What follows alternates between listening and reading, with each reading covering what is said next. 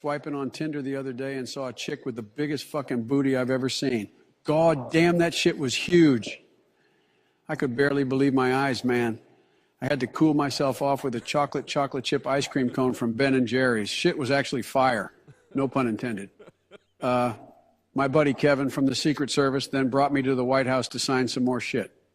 It was probably more money for Zelensky in Ukraine, but I didn't really give a fuck. Remember to keep it real and vote for me in 2024. Live from downtown Detroit, it's No BS News Hour with my main man, Smalley.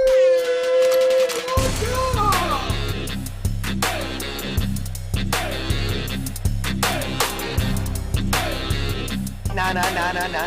No bullshit!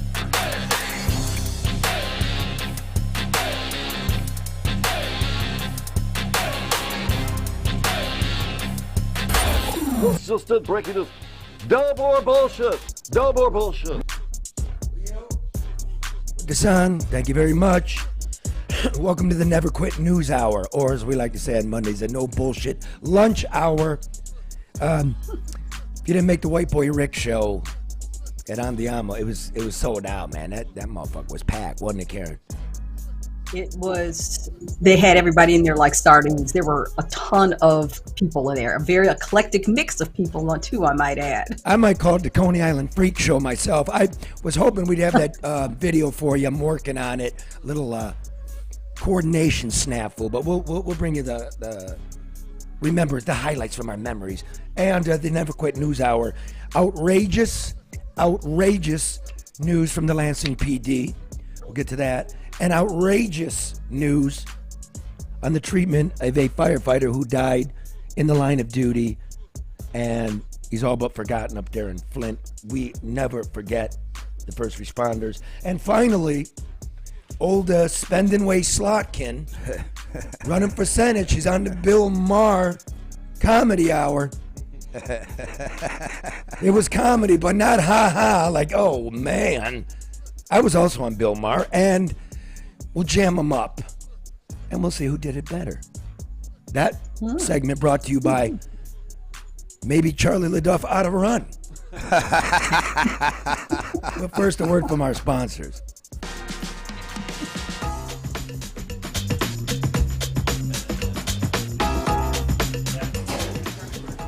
American Coney Island. So good, even Al Roker from the Today Show eats here. Not like that other guy, Al Joker, who eats at Lafayette.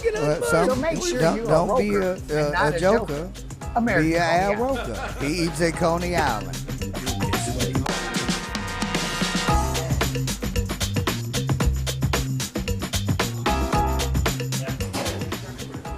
American Coney Island. So good, even Al Roker from the Today Show eats here. Not like that other guy, Al Joker, who eats at Lafayette. So make sure you're a Roker and not a Joker. American Coney Island.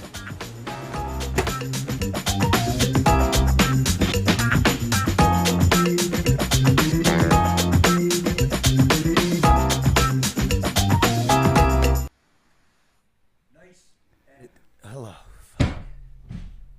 I'm just getting worn out by people.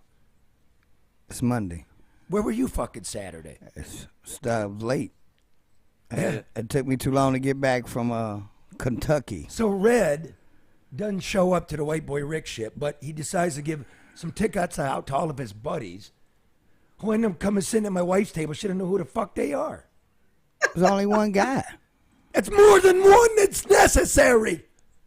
It's my co-host. He's a good guy. It don't matter shit to my wife. I'm sorry. I That's better. didn't know she. That's better. I mean, I'm just saying though. But you don't see. They said him. Wait, but you don't see the issue with that. My wife's entertaining her people, and your people are coming up, and you don't bother to show up. I mean, it wasn't that I didn't bother to show up. I gave couldn't you make some it. tickets for you and your people. If you're not showing up, I don't expect my wife to be entertaining your people. Okay. Well, Well, am I crazy? I mean, I'm just saying, you gave the tickets. It's like, what if I had an accident? I was supposed to call everybody and said, don't go? That one I didn't know they was going to That sit one I there. might understand. Red got in an accident. But, well, it was an accident that made me backed up coming out of Kentucky. That's why I was late. Why is everybody like that? Why don't know? But I apologize, Amy, if you were uncomfortable. Let me say right here on the show, I apologize. That better. Thank you. Thank you very much. As best I got. I'm sorry. Where the fuck were you?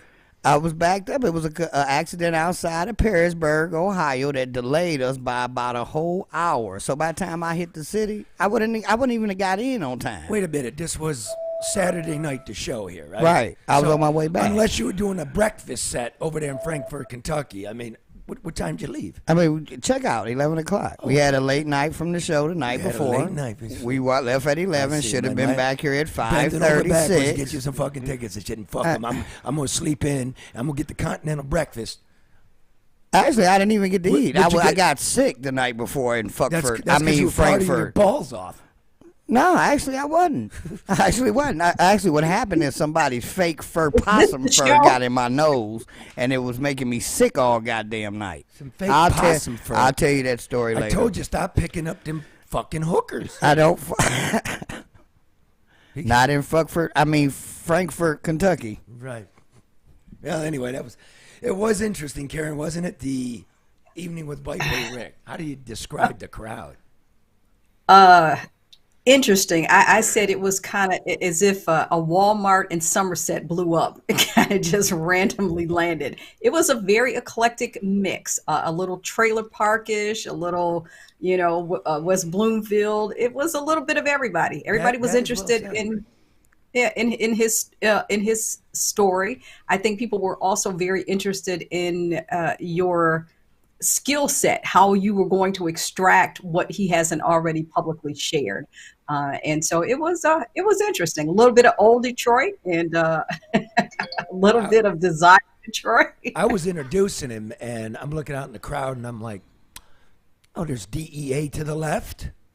FBI, I recognized to the right. Way back towards the soundboard was DPD. And there was a principal of Detroit Public School, and I'm thinking all the people Rick hoped to avoid for the rest of his life. Showing up to listen. Well, they wanted to make sure he didn't say no more shit.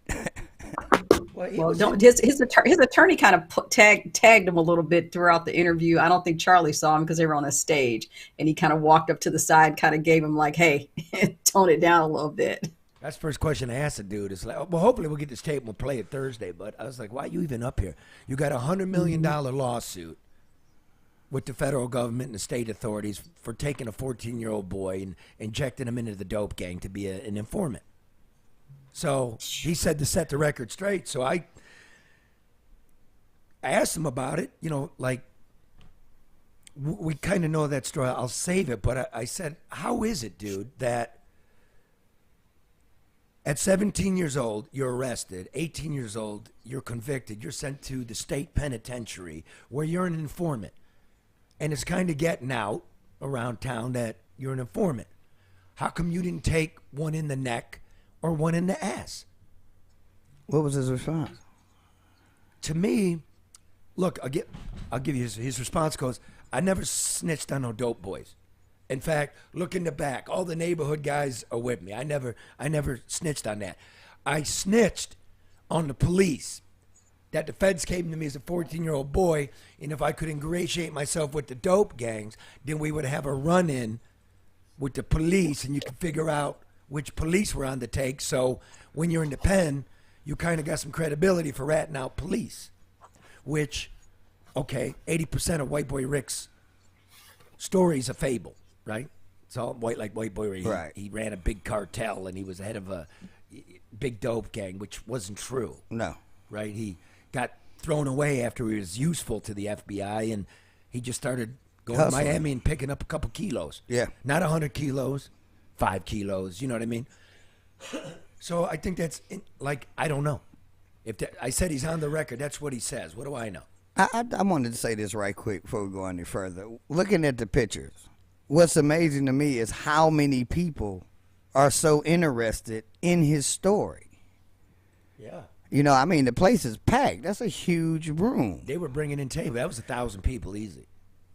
Yeah, so I mean, and it's just amazing. I mean, would people care about the average dope guy around the corner who did way more volume, made way more money? The draw to this guy is amazing to me. Yeah, you know, I opened it up like he is one of the big stories in the second half of American 20th century gangland stories, right? There's Gotti. Yeah. There's Pablo Escobar. There's Jimmy Hoffa, and then White Boy Rick. Except the story's interesting because the story's a lie. Yeah. You know what I mean? But I'm talking to him, and he's saying, no, I never snitched on any dope guys, but that's counter to almost everything written about him, people he's given interviews to. Well, wasn't that what his informant job was at first anyway? Well, that's what I thought. Yeah. But he's up there saying no. So, okay, fine. What was the big reaction to me, Karen was on another angle. I was next to him. That's my lawyer calling. I'll just have to put him on hold. He goes down as the longest serving juvenile nonviolent offender, right? He did something like 29 years in the state and federal.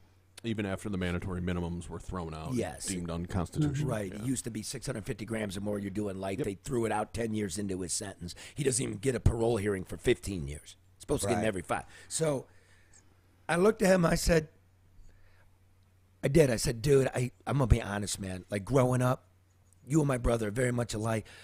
I never gave a shit about your story. I didn't, because of the fable of you're the big dope dealer, right? You got a crew. You might have not have killed anybody, but cocaine's a death business. There's no doubt about that. So people die when there's kilos being exchanged. What was his response to that? I said it twice, and he flared up. And this, to me, was the highlight. He flared up, and he said, well, look at big pharmaceutical companies. Look at the Sackler family, the people that came up with OxyContin, you know? He goes, they killed hundreds of thousands of people, and nobody did a day. And yet the guys at the street level, you know, the not connected, the lesser than the regular people, the people that are connected hide behind the veil of incompetency, and they pay some money. The people amongst us, you get locked up behind a curtain of bars. Right. And it's true. And that's really the point of modern American life. There was no way the guy ever should have done 30 years. But Charlie, you still got people in jail, you know, when he and I talked backstage, you know, because when he got out, he had a You got to talk to backstage? That green room was so jammed I couldn't even get in there. Just you get my coat. Did he have an entourage with him? Oh yeah. Go on, Karen, you were saying. You got to make room for humor, Karen. All right. Oh, it's humorous. But no, and I asked him because, you know, when he got out, he had a Free Big Meech shirt on. And so, you know, I asked him, you know, about that. And he was like, yeah, well, you know, Meech should not. Who's Big Meech? Thank you. That Big Meech from the Black Mafia family, the Flint family, you know, they now have a show on Stars. The documentary 50 Cent has done a documentary on it. Big drug dealers here in the city of Detroit. And Charlie, you and I were going through the list of them, and they were some of the top ones. But he too is serving some astronomical sentence for non-violent offenses. So there are tons of people in jail for the same thing. But he has come out on brand. He didn't land on his feet. He landed on a pedestal. You know, not very many people can come out of jail for any length of time and step into the marijuana business. He works for a healthcare company. He's a sought after consultant. He's got, what did he say? More than 6 cars, a home in Miami. He bought his he's running off, but he said he likes that drug dealer lifestyle. We were backstage. He was marveling, you know, at the modern world that he's not been a part of. Like smartphones and legal weed, and we're getting ready to come on, and he's like, oh, I just made 11 grand. I'm like, sweet. Mm-hmm. So he looking at the he's got all the merchandise. Bitcoin. Yep. Oh, wow. Yep. But, you know, he's got his merchandise. So he has done what everybody should do, regardless of who they are or what they have or have not done. He has embraced, built, and is now profiting from his brand. That's exactly what he's doing, and he should. Well, his sister everybody should. His sister wasn't happy. Like we did Q&A at the end, and I walked off. There's no place for me to be, in the Q&A. Right. There's no question for me. But do you have that? Yeah, not the greatest audio. The garbled audio. You'll be able to tell what they're saying here. Hi. Wedding's a My fucking sister, same and I'd just like to know how you feel it's okay to turn your back on me and not tell the truth about all I've done for you and your children from day one. Listen, Because Dad would be rolling over. if you be an adult and don't be a fucking idiot, you might have a relationship with me. So keep it moving. Keep it moving. To which I come back on stage. See me after the show. See you after the show. You know, it's funny to me, though. Charlie, I thought we were filming an episode of Jerry Springer. I was like, what is happening here? One could hope. But look, that guy. Go ahead, Red. You were going to say? No, if you listen to it, you hear a woman underneath saying, "How dare her?" Yeah, the crowd did not like that. Yeah, like they turned on her really quick. I couldn't hear up there, so I don't know. I don't know how any of it went over, to be honest with you. Oh. No idea. But you could tell in Rick's voice there, he was pissed. Yeah, but you could see Rick is like, I told him, I hope we get that. I'm assured we're going to get that. I thought it was pretty good. And I said to him, look, he's an impressive man. He's got a 7th grade education. You do 3 decades in the pen. You grew up in the pen. I'm not expecting a lot. I'm expecting, a little bit of uncouthness. I mean, and no offense to anybody who did 30 years, but it's a really rough around the edges a little dark, bit. heavy place, right? Yeah. He's really demure. He's right, Karen? He really holds himself well. He's really contained. His vocabulary's quite extensive. He's a deep guy. But when I said to him, it's a deaf business, and when his sister was up there, you saw some of that edge. Yeah. Get the fuck on. Get the fuck on. But Charlie, he represents the Detroit that I remember.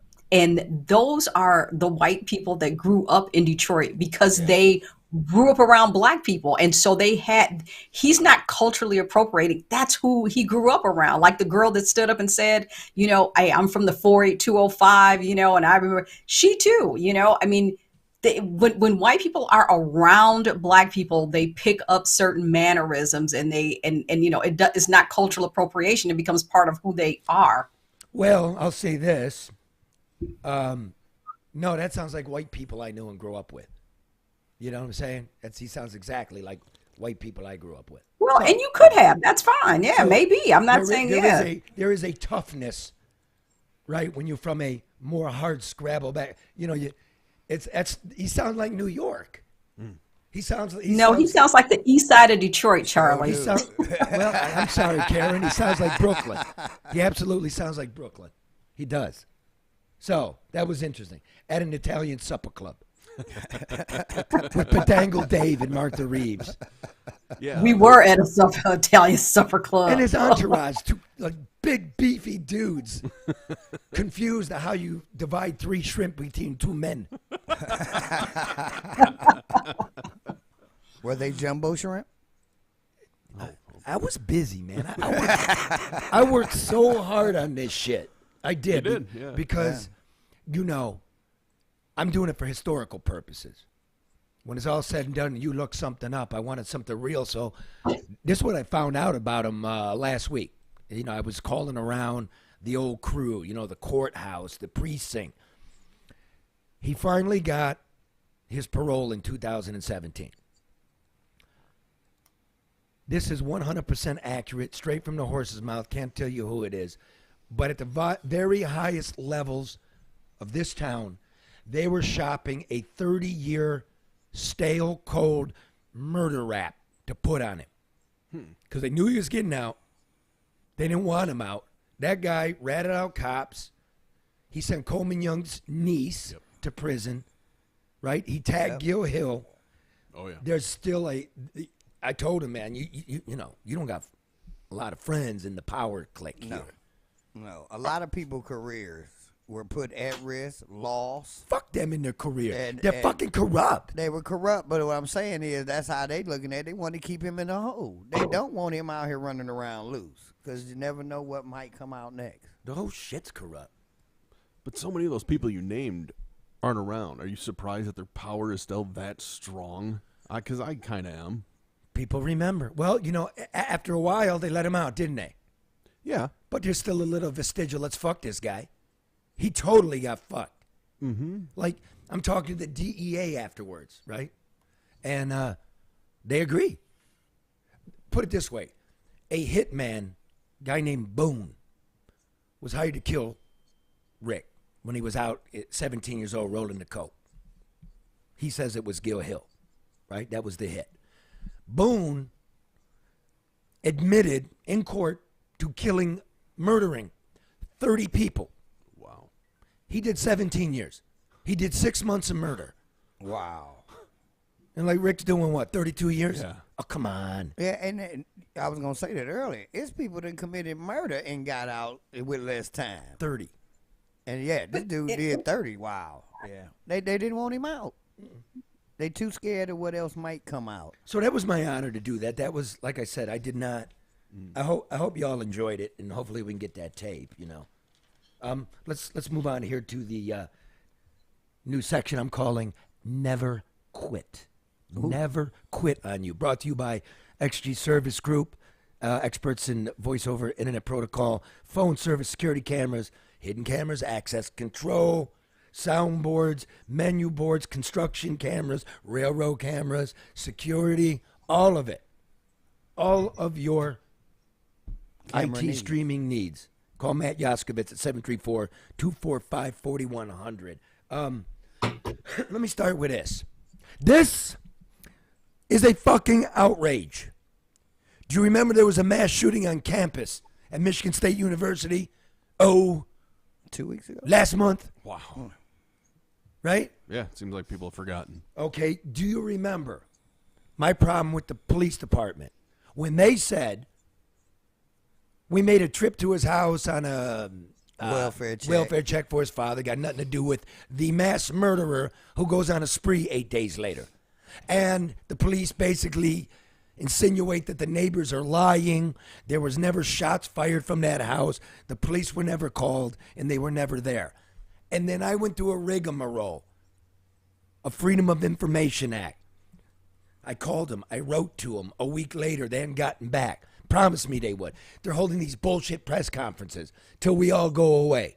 A week later, I haven't heard from you. So I do the official Freedom of Information Act. I don't hear from you. Then I make the call. Then I hear from you and say, you have to go to a website in Lansing and put it in there. To which I have my lawyer help me draft up a letter. I'm not putting it in any website. You've got it. Honor it. To which they got back to me 12 days ago saying, I have it.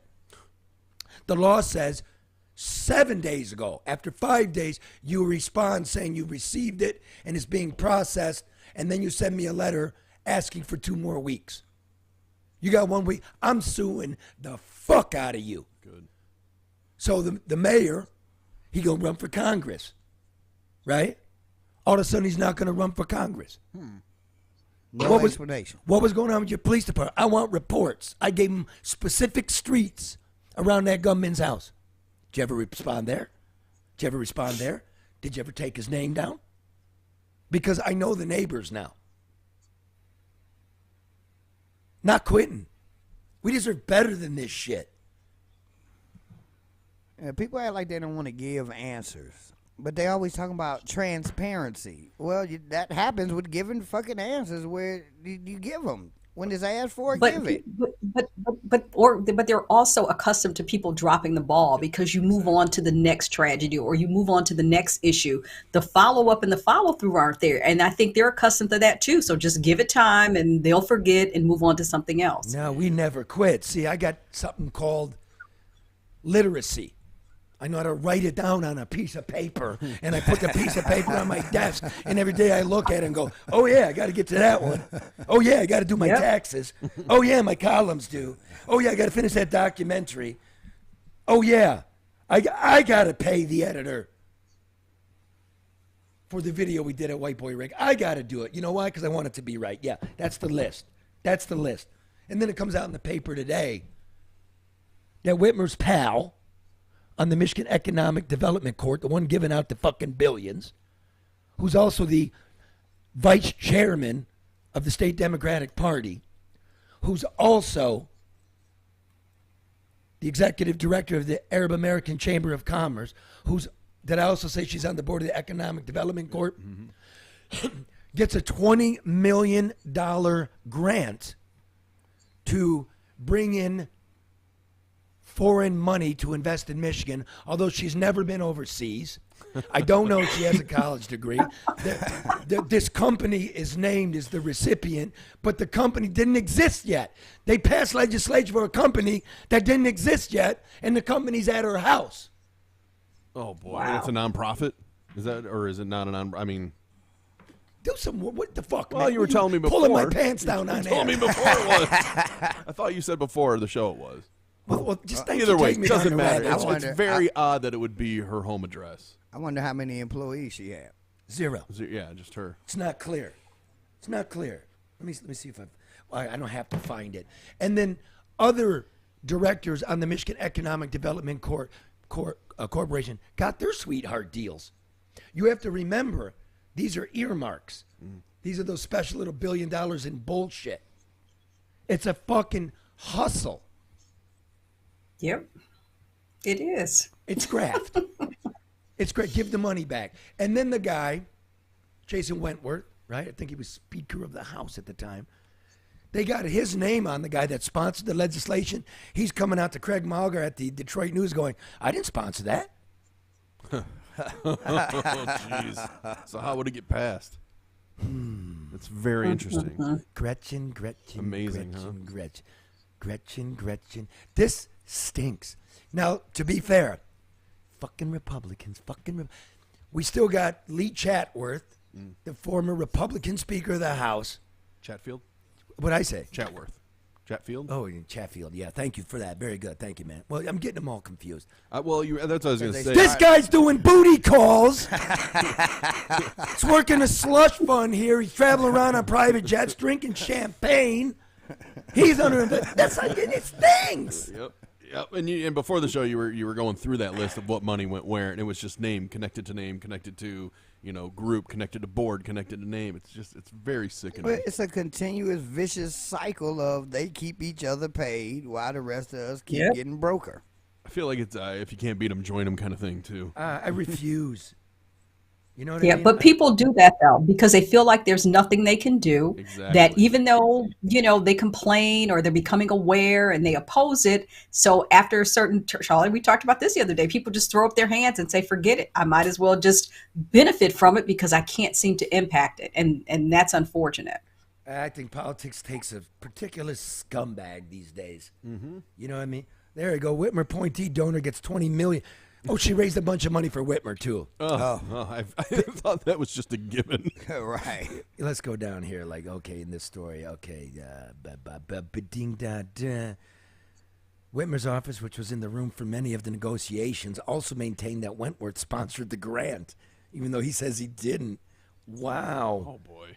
Okay, let me go down here. Okay.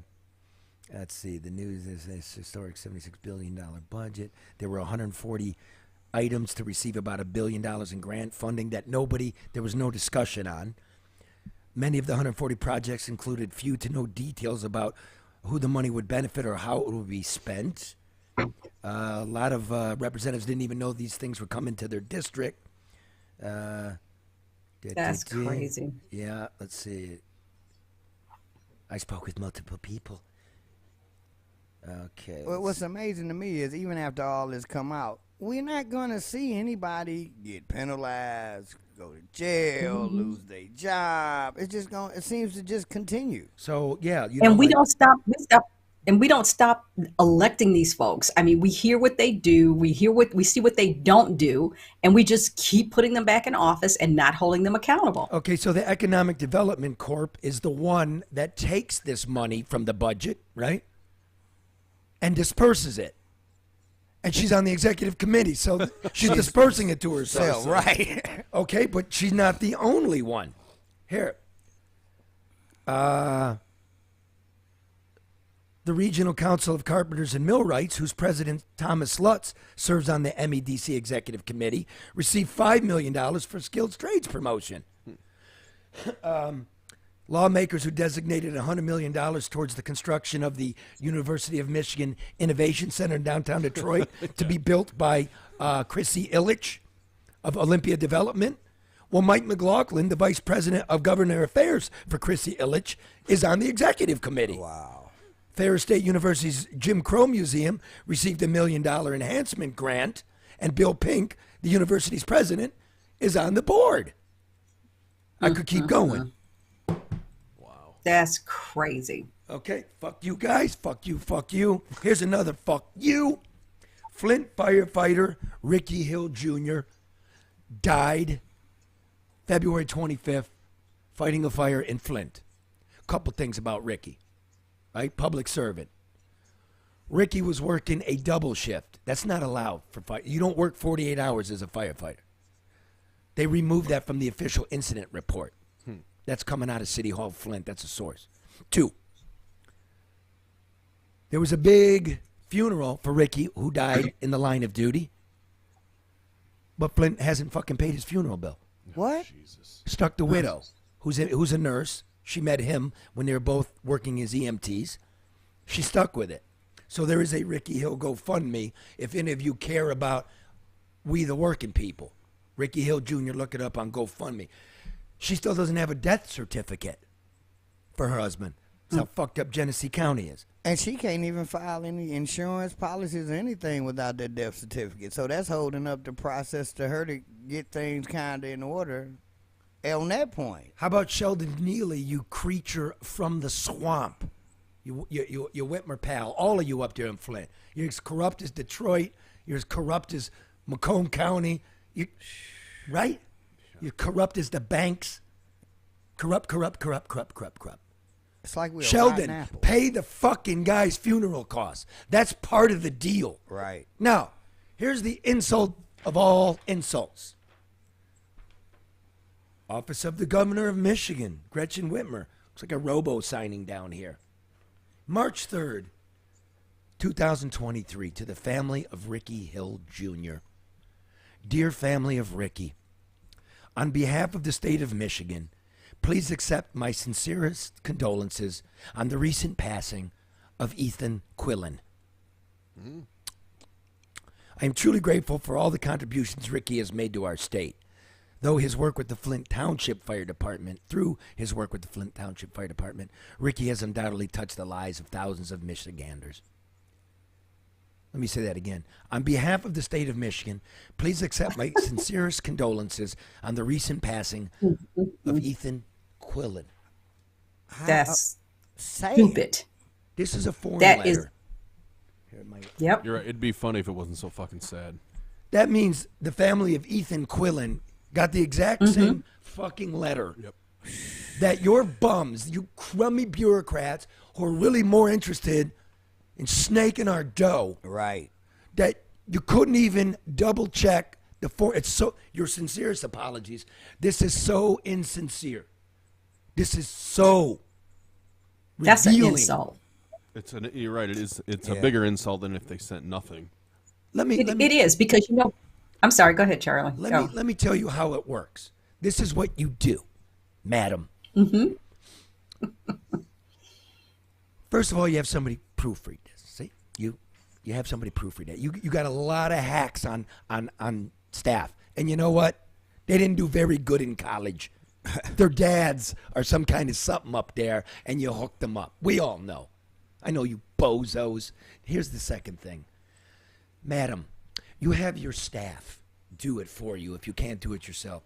Just write 3 lines. 3 lines on a 2x3x5 card. Yeah, and then you hand write them. Yep. And insert that with this letter. Because God forbid you have to write 12 of these things a year, right? First responders, the ultimate working person, right?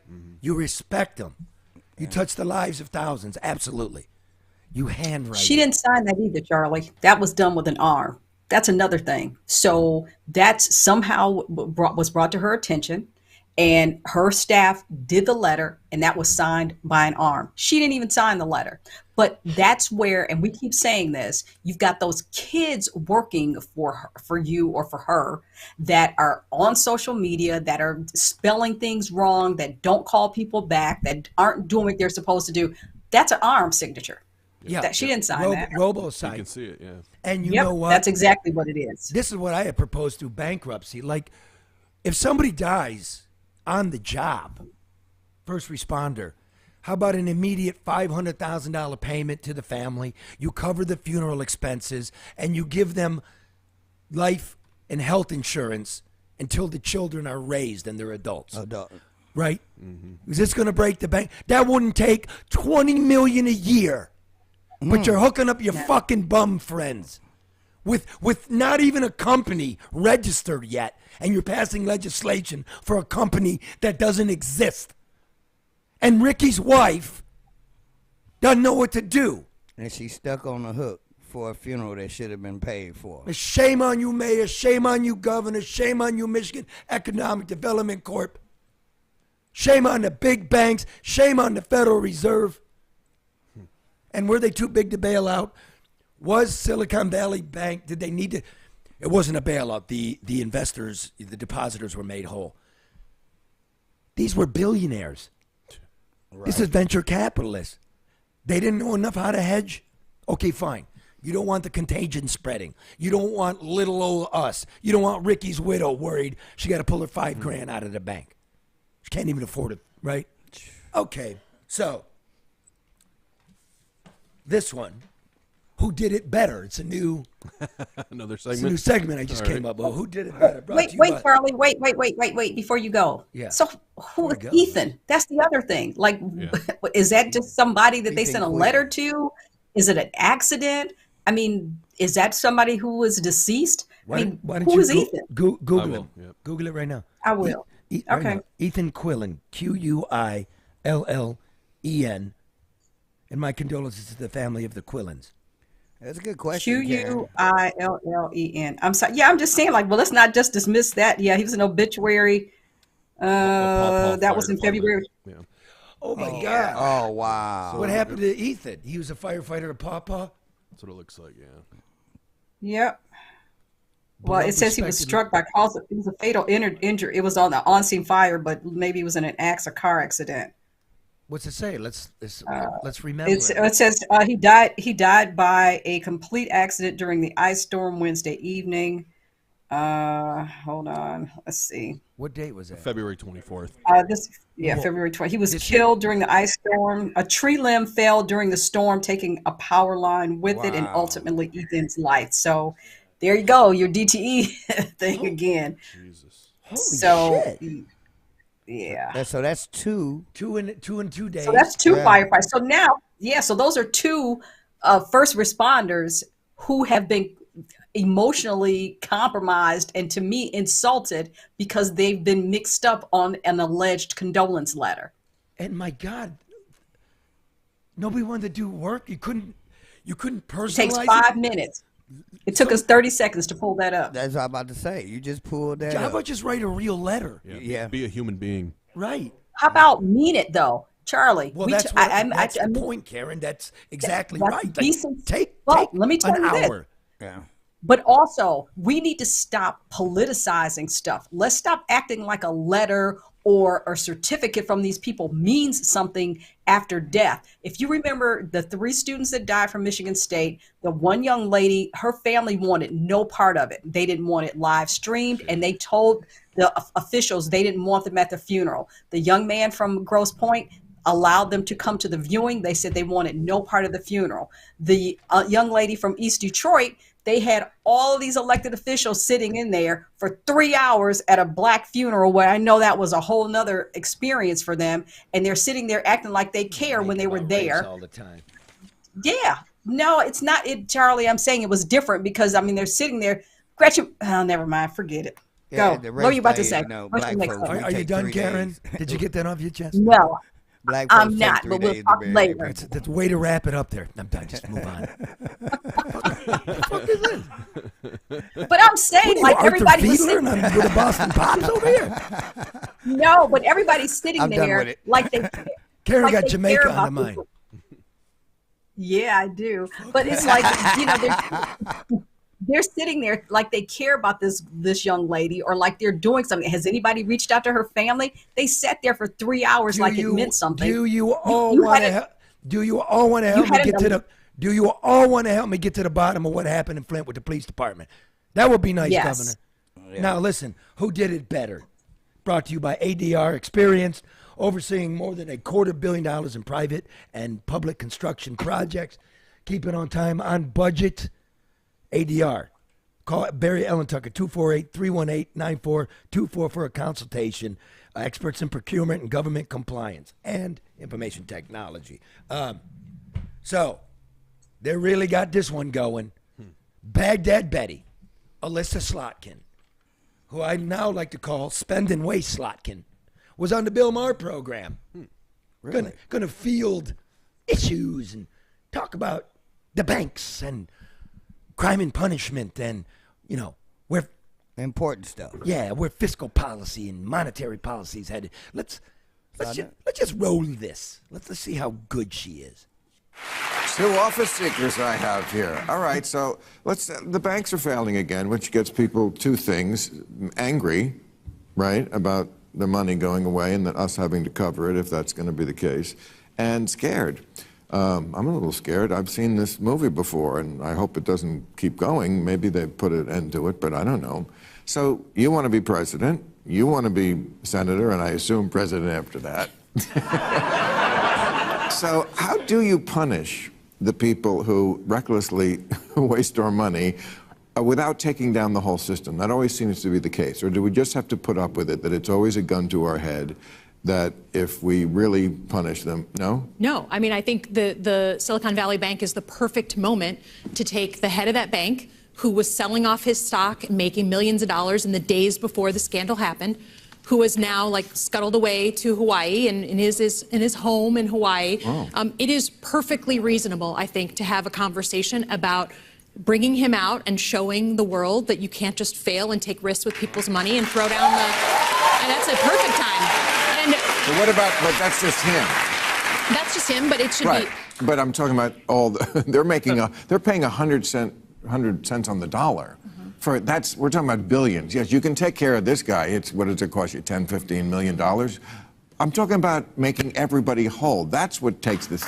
Yeah, I mean, that's where the big money is. This is easy to get him in Hawaii. Well, we need a new term, Bill, because everyone says bailout, bailout. Bailout means that the executives are still there. They're not. They're fired. The shareholders are made whole. They're not. They're zeroed out. The people that got their money were depositors, people who just had their money in the bank. They chose the 16th biggest bank in the country. So them getting their money back actually was necessary for confidence to continue in the financial system. Even with this backstop, there's a lot of fear. You're not the only one, Bill. There are people withdrawing their money from regional banks around the country and plowing them into what? JP Morgan, Bank of America, Citibank. Those mega banks are, we all know they're too big to fail, and all the lesser banks now have to try and keep the confidence of their depositors. So this backstop was the right move. Yes, it's what adults do. I mean, But it is different. I mean, this is different than what we went through in 2008, right? I mean, I think hope. it's not taxpayer dollars. I mean, I think we are not coming in to heal these banks with U.S. taxpayer dollars. There is a fund, $100 million fund, that is made out of bank fees and fines when they screw up. Right. And that is what's backstopping these depositors. That's fundamentally different. That's fundamentally different. You're out to lunch. First of all, it's not a $100 million fund. It's a $125 billion fund. Okay? That's from the banks having to pay fees to the FDIC.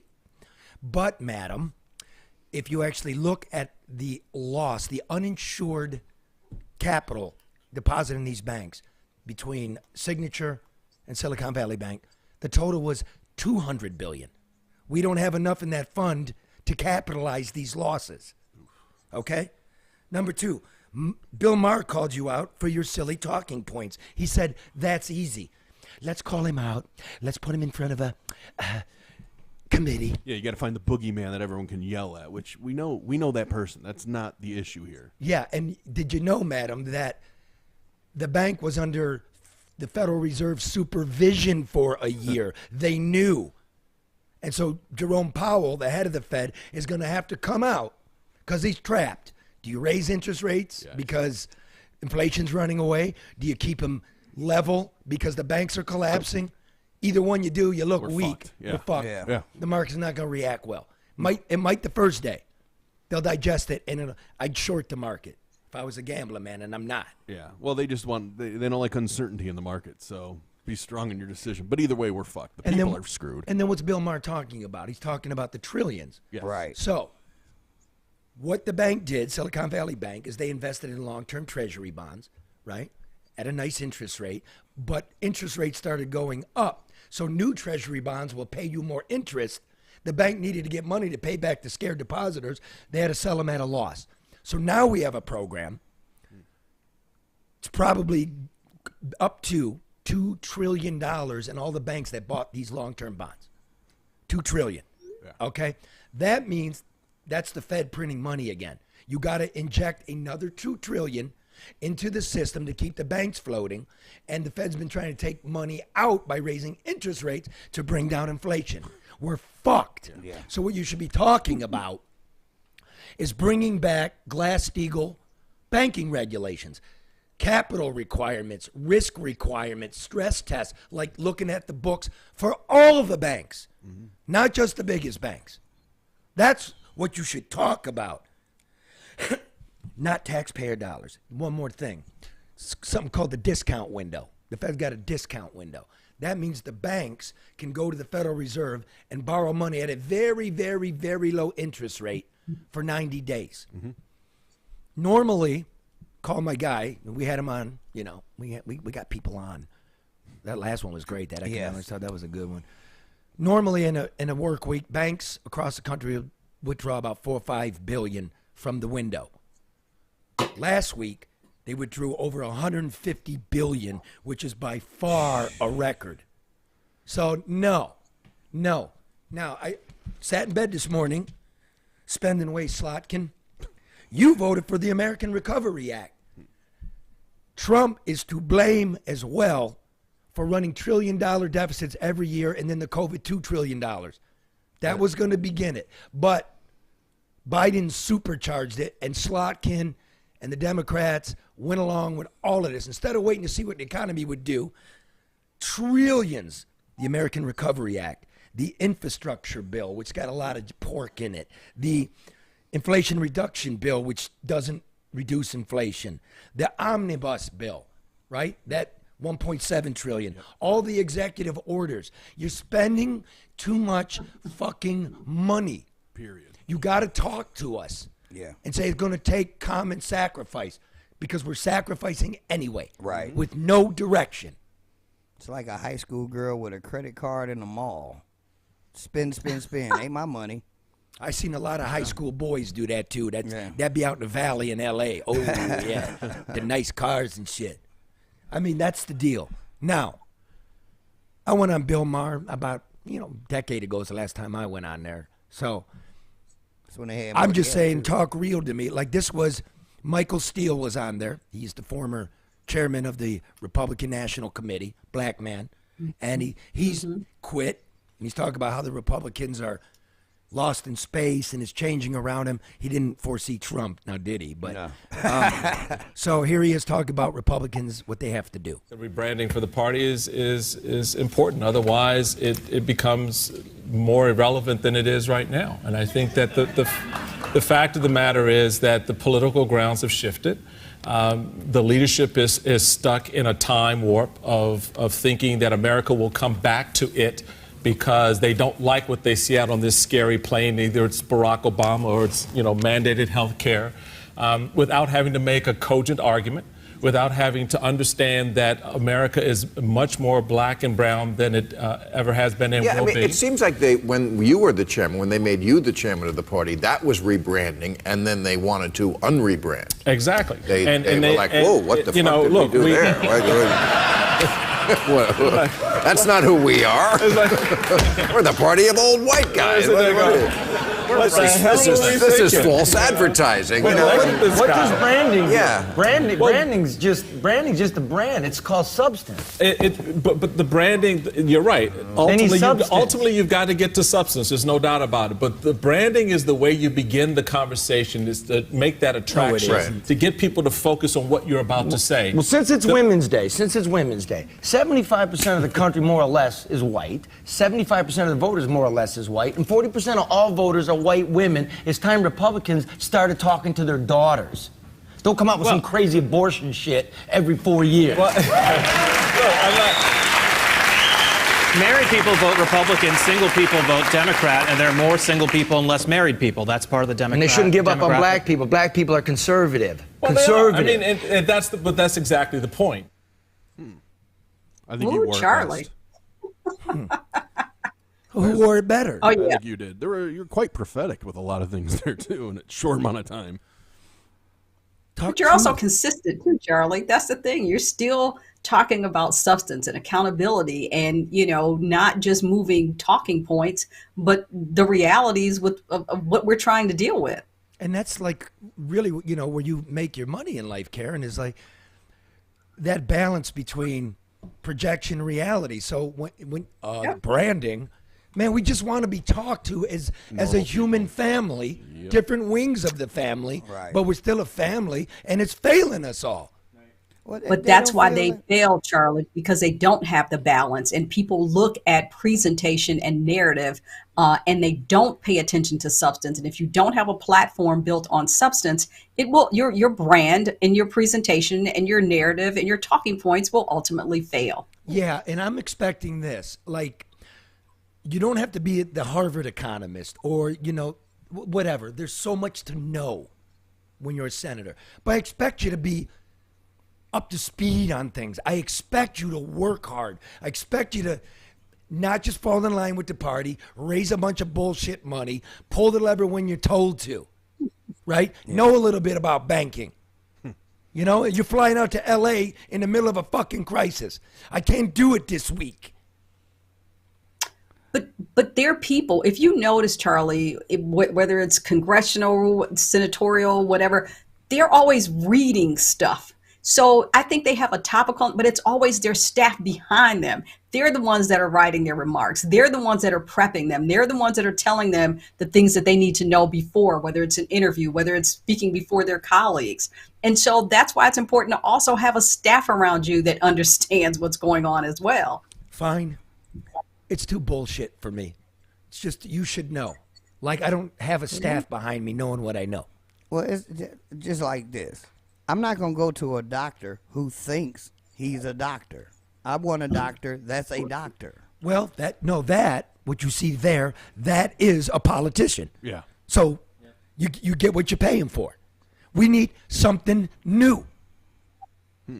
Don't vote, whatever you think of Joe Manchin, hey, he said it too. You pass that, inflation going to skyrocket. Everybody's in agreement now why it took off. You weren't smart enough to watch the fundamentals of the market coming out of COVID and let it come back to its own equilibrium. And when it needed priming, if it needed priming, that's how you did it. They just, everything to everybody, and we're fucking in a trick bag now. And you don't know it's okay, you misspoke. 100 million, you meant 100 billion. It's 125 billion. Let's get it straight. Know what the capitalization rate of these banks are. Get it straight. And as a politician, what I really expected to hear us say was we need to put more stringent regulations back in the banking system to start straightening it out. Well, they're coming anyway. Yeah, not tell me about one dude off in a Hawaii house. I give less than a damn about this one dude. What about the whole system? It's broke. It needs to be fixed. Well, again, to actually inform you on something. The banking re-regulation after the final the collapse of 2008. It's the Dodd-Frank. Yeah. Dodd-Frank put in these capitalization rates for mid-range banks. Mm-hmm. Under Trump, that got repealed. So something like $250 million, million per bank, right? No, billion. Okay. So SVB might I'm pulling a Slotkin. It might not even have been in there, but it should be even more stringent, like for maybe all banks. Yeah. Okay. Under Trump, it was repealed. Debbie Stabenow, Democrat from Michigan. Gary Peters, Democrat from Michigan. They voted for that. Mm-hmm. I never would have voted for that. I would never have voted for the Iraq action. I was all in favor. Charlie. I was all in favor of Afghanistan. I wasn't in favor of the three tax cuts under Bush for the wealthy. I wasn't in favor of Barack Obama turning the Treasury over to Wall Street. I wasn't in favor of Trump and his tax cuts and the $1 trillion deficits. I wasn't in favor of the American Recovery Act, the infrastructure bill as it passed, the Inflation Reduction Bill as it passed, the Omnibus Bill as it passed, or the executive orders as they were written. No way. I think we just heard Charlie's campaign commercial right there. That's brought to you by, you know what? maybe he should. But you know what? Look at these people before they ran for office. What did they do? That's also something. Can I get in? Baghdad Betty Slotkin worked for the CIA. She was involved in Abu Ghraib. She was involved in the surge. She was involved in the rise of ISIS. She was involved in the black ops prisons. She was involved in Guantanamo Bay. It was John McCain himself, when she came up, it was going to be a little political favor. She's going to be Assistant Secretary of Defense. He went, no fucking way, wouldn't bring it to a vote. He goes, she was so bad at her job. He said, I learned more from the New York Times about what's going on there than I do from you. This is no record. Yeah. It's like we don't run our resumes on our politicians like we used to. Well, you got to know bullshit how we're doing it. Yep. And if you vote for it, fine. I respect you. I respect you. Fine. But you should know. Right. And know who you're voting for. Yeah. Because you're going to have to stand Well, just on not it. forgetting. But people listen, what did we just say 2 seconds ago? You can Google a whole lot of this stuff. We just buy into what we hear in the moment. What did they do before? What did they stand for? What did they do not stand for? Where did you live? Where did you live? Got that answer. You went to Cranbrook. You moved away. You went to the Ivy League schools. Then you lived in New York. Then you lived in Washington. When have you lived here?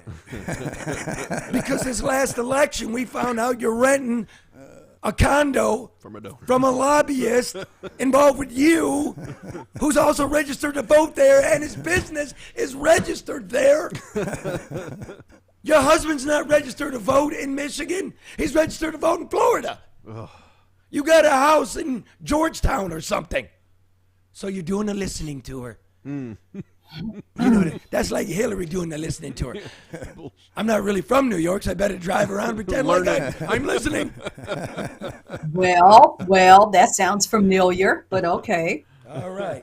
Well, listen, that's that. City of Flint, I'm coming. Well, I'm coming. We want the answers. Our deepest condolences to the family of Ricky Hill Jr. and Ethan Quillen. Can you throw that GoFundMe out for Ricky? Yeah, I Hill? will. All right. Thank you for your service. I don't know what the GoFundMe is. Oh, okay. It's Ricky Hill Jr. I will link it in the notes. Yeah. Thank you for your service, and God bless your families. All right. We'll see you Thursday. Hopefully we'll have the Right Boy Rick video. And, hey, Rick, thanks. It was a great evening, dude. Respect. Have a great time, Karen. Thank you.